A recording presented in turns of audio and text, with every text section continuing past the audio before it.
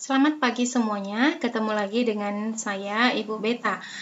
Kita akan mempelajari bab getaran, gelombang, dan bunyi. Sebelumnya kita telah belajar mengenai getaran dan gelombang. Kali ini kita akan belajar mengenai bunyi. Bunyi itu adalah getaran benda yang merambat melalui medium dengan kecepatan tertentu. Syarat terjadinya bunyi, ada sumber bunyi, ada pendengar, dan ada medium. Cepat rambat bunyi. Bunyi itu dapat merambat melalui suatu medium dengan kecepatan tertentu. Nah, di dalam medium yang berbeda, kecepatan bunyi akan berbeda pula. Kecepatan bunyi pada zat padat itu akan lebih besar dibandingkan pada zat cair dan akan lebih besar dibandingkan pada zat gas. Cepat rambat bunyi dilambangkan dengan huruf V yang dirumuskan dengan S atau jarak dibagi T atau waktu. Frekuensi bunyi. Frekuensi bunyi itu terbagi menjadi 3. Yang pertama adalah infrasonik. Ini adalah frekuensi di bawah 20 Hz. Dan yang mendengarkan bunyi ini adalah jangkrik dan anjing. Yang kedua adalah audiosonik.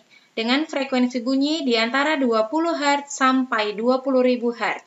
Dan yang dapat mendengar bunyi ini adalah manusia. Yang ketiga adalah ultrasonik dengan frekuensi lebih besar dari 20.000 Hz. Yang dapat mendengar bunyi ini adalah kelelawar dan lumba-lumba. Resonansi bunyi adalah peristiwa ikut bergetarnya benda di sekitar karena memiliki frekuensi yang sama. Contoh resonansi terjadi pada garpu tala. Nah, ini adalah gambar garpu tala. Garpu tala terhadap gelas yang berisi air. Dan bagian gelas yang tidak berisi air itu adalah disebut dengan kolom udara atau yang dilambangkan dengan huruf L besar. Nah, jadi resonansi pertama ini akan dapat terjadi jika L itu sama dengan 1/4 lambda.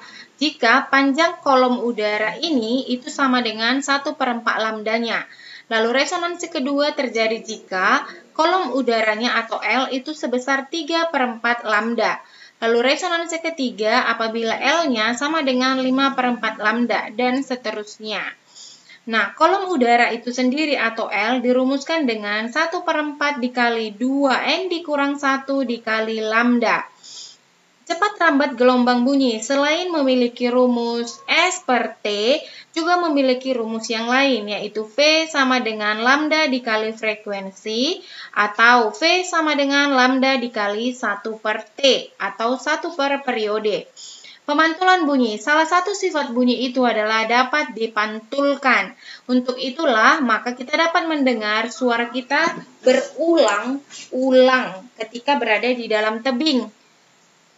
Nah, hukum pemantulan bunyi ada 2. Yang pertama, bunyi datang, bunyi pantul, dan garis normal itu terletak pada suatu bidang datar. Ini datar ya. Lalu yang kedua, besar sudut datang atau I sama dengan besar sudut pantul atau R. Nah, rumus kedalaman laut yang diukur berdasarkan pemantulan bunyi itu S sama dengan V dikali T per 2, di mana V adalah cepat rambat bunyi, T adalah waktu. Nah, berdasarkan jarak pendengar dan pemantul, bunyi itu dapat dibagi menjadi 3. Yang pertama, bunyi pantul yang memperkuat bunyi asli. Yang kedua, gaung atau kerdam. Yang ketiga adalah gema. Yang berikutnya adalah indera pendengar. Bagi manusia dan hewan-hewan lainnya, indera pendengar adalah telinga. Telinga terdiri dari 3 bagian. Yang pertama telinga luar, yang kedua telinga tengah, yang ketiga telinga dalam.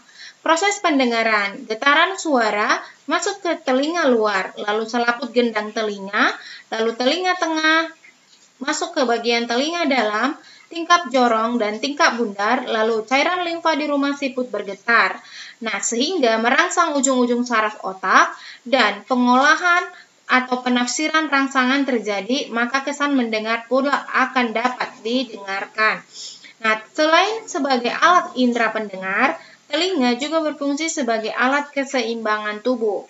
Beberapa kelainan dapat terjadi pada indera pendengar. Salah satunya adalah tuli konduktif, yang kedua adalah tuli saraf, yang ketiga adalah otosklerosis. Dan aplikasi getaran, gelombang, dan bunyi dalam kehidupan manusia itu ada beberapa. Salah satunya adalah USG.